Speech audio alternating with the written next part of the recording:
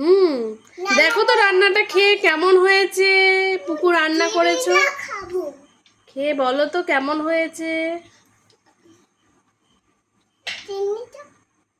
কেমন হয়েছে পুকুর রান্না? বন্ধুদের বলে দাও রান্নাটা কেমন হয়েছে। মশা যা, তোমার খাবার মশা খেয়ে নিচ্ছে, কি হবে। দেখো পুকু রান্না করেছে, পুকু এখন রান্না টেস্ট করে বলবে কেমন হয়েছে।